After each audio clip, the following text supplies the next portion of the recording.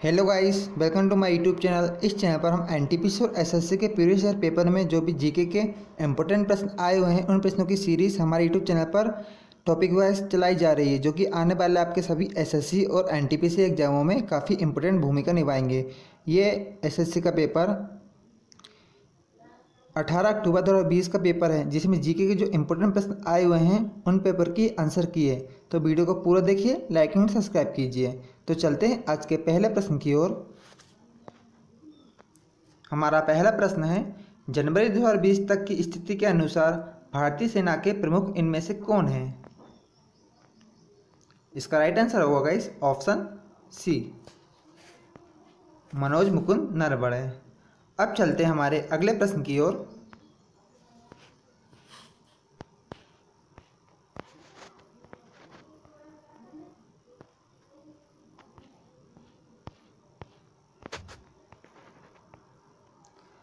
परिवर्तन वक्र को डैश के रूप में जाना जाता है। इनमें से किसके रूप में परिवर्तन वक्र को जाना जाता है? इसका राइट आंसर होगा ऑप्शन ए गाइस, उत्पादन संभावना वक्र, जिसे हम परिवर्तन वक्र के नाम से भी जानते हैं। ऑप्शन ए इसका करेक्ट आंसर रहेगा। ठीक है, उत्पादन संभावना चक्र।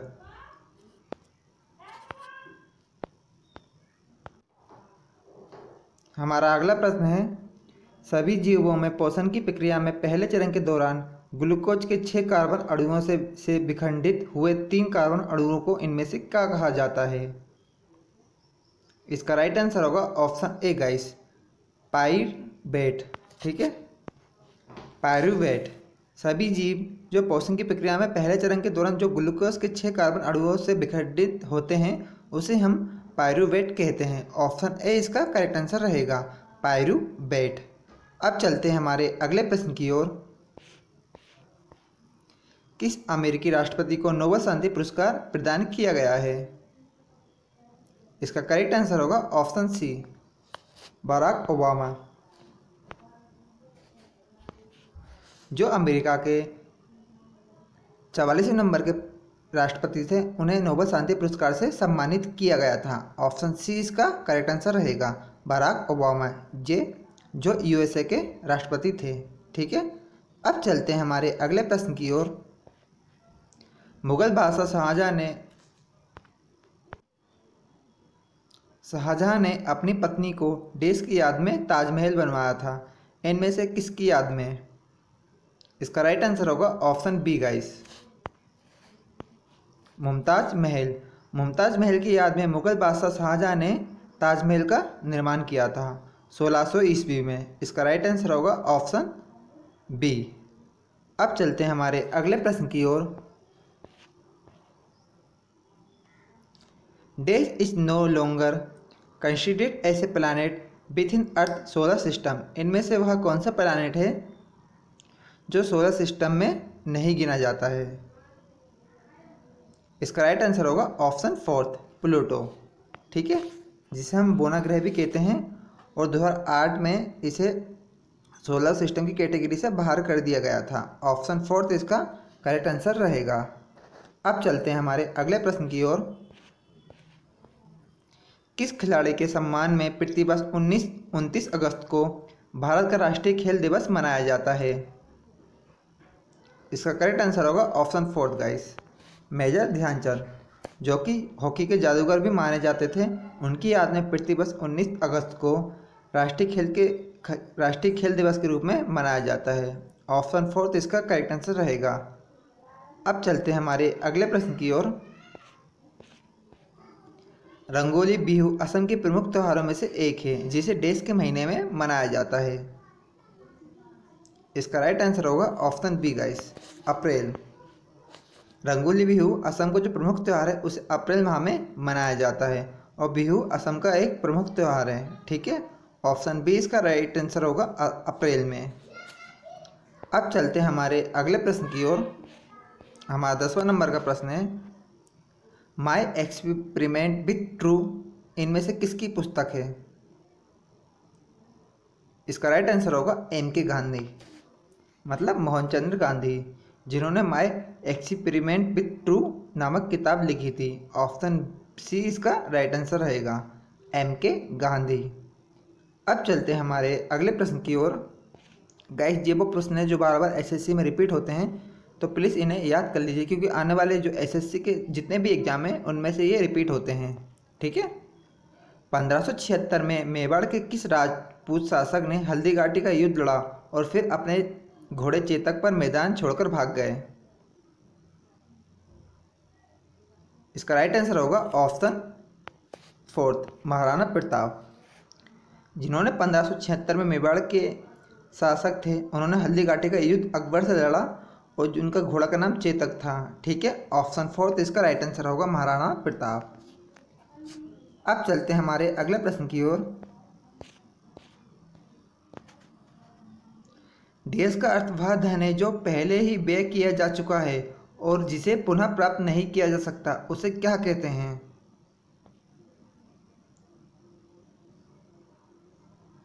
इसका राइट आंसर होगा ऑप्शन 4 निगमन लागत। निगमन लागत एक ऐसा धन होता है जिसे हम पहले व्यय कर चुके होते हैं और उन्हें पुनः प्राप्त नहीं किया जा सकता है। ऑप्शन 4 इसका राइट आंसर होगा निगमन लागत। अब चलते हैं हमारे अगले प्रश्न की ओर।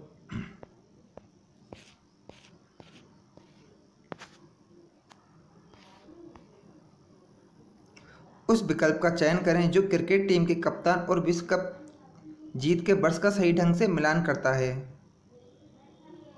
इसका राइट आंसर होगा option see guys. Kapil Dev 1983 में उन्होंने पहली बार वर्ल्ड कप जीता था हमारी इंडिया टीम ने। उस टाइम इंडिया टीम के कप्तान कपिल देव थे। ठीक है गाइस, 1983 में। और 2011 में महेंद्र सिंह धोनी थे। अब चलते हैं हमारे अगले प्रश्न की ओर।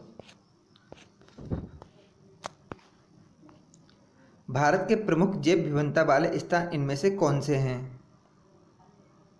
इसका राइट आंसर होगा गाइस ऑप्शन सी, तीनों हैं। ठीक है, पश्चिमी घाट, उत्तर पूर्व भारत और सुंदरलैंड, ये सारे जैव विविधता वाले स्थान हैं। अब चलते हैं हमारे अगले प्रश्न की ओर। निम्नलिखित में से कौन हिंदुस्तानी शास्त्रीय संगीत शैली में एक प्रसिद्ध तबला वादक नहीं है? इसका राइट आंसर होगा ऑप्शन डी अमजद अली, जो एक शास्त्रीय संगीत शैली में तबला वादक नहीं है। बाकी सौरभ चौधरी, लतीफ़ अहमद और जाकिर हुसैन ये प्रसिद्ध तबला वादक हैं। अब चलते हैं हमारे अगले प्रश्न की ओर।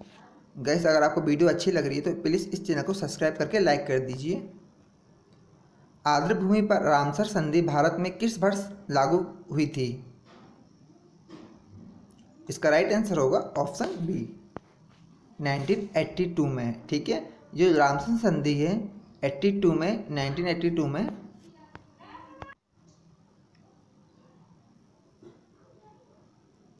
अब चलते हैं हमारे अगले प्रश्न की ओर। भारत छोड़ो आंदोलन इनमें से कब शुरू किया गया था? इसका राइट आंसर होगा गाइस 8 अगस्त 1942 में। जो रेलवे में काफ़ी पूछा जा रहा है, ठीक है, बार बार आने वाला ये मोस्ट इम्पोर्टेंट प्रश्न है। 8 अगस्त 1942 में भारत छोड़ो आंदोलन लागू किया गया था और इसमें एक नारा दिया गया था, करो या मरो का। ठीक है, अब चलते हैं हमारे अगले प्रश्न की ओर। इसे अगस्त क्रांति के रूप में भी जाना जाता है। वर्तमान सरकार द्वारा शुरू की गई निम्नलिखित में से कौन सी योजना अपने उद्देश्य से सुमेलित है? इसका राइट आंसर होगा ऑप्शन बी सुमन योजना, जो गर्भवती महिलाओं के लिए निःशुल्क दवा के रूप में मान्य की गई थी। ठीक है, ऑप्शन बी इसका राइट आंसर होगा सुमन योजना। अब चलते हैं हमारे अगले प्रश्न की ओर। आदिवासी त्यौहार भक्ता पर्व जो बसंत और गर्मियों की अवधि के बीच में मनाया जाता है, देश राज्य में आरंभ हुआ था। इनमें से वह किस राज्य में आरंभ किया गया था? इसका राइट आंसर होगा ऑप्शन 4 गाइस झारखंड। जो आदिवासी त्यौहार है भक्ता पर्व जो बसंत और गर्मियों की अवधि के बीच में मनाया जाता है, झारखंड राज्य में आरंभ हुआ था। अब चलते हैं हमारे अगले प्रश्न की ओर। उस बल का नाम क्या है जिससे पृथ्वी सभी वस्तुओं को अपनी ओर खींचती है? इसका राइट आंसर होगा ऑप्शन फोर्थ, गुरुत्वाकर्षण बल, जिसके कारण पृथ्वी अपनी ओर सभी वस्तुओं को खींचती है। जो भी पृथ्वी के निकट आता है उसे अपनी ओर गुरुत्वाकर्षण के अभाव से खींचती है। ठीक है, इसे ही जीवमान कहते हैं। ऑप्शन फोर्थ इसका राइट आंसर रहेगा, गुरुत्वाकर्षण। चलते हैं हमारे अगले प्रश्न की ओर। मानव शरीर का निम्नलिखित में से कौन सा भाग रक्त द्वारा शरीर के शेष भागों से लाई गई कार्बन डाइऑक्साइड का निष्कर्षण करता है? इनमें से वह कौन सा भाग है? इसका राइट आंसर होगा ऑप्शन बी गाइस, वायु कोष्ठिका, जिसे एल्वियोली भी कहते हैं। ठीक है, जो मानव शरीर में रक्त द्वारा शरीर के शेष भागों में लाई गई कार्बन डाइऑक्साइड का निष्कर्षण करता है, वायु कोष्ठिका। अब चलते हैं हमारे अगले प्रश्न की ओर।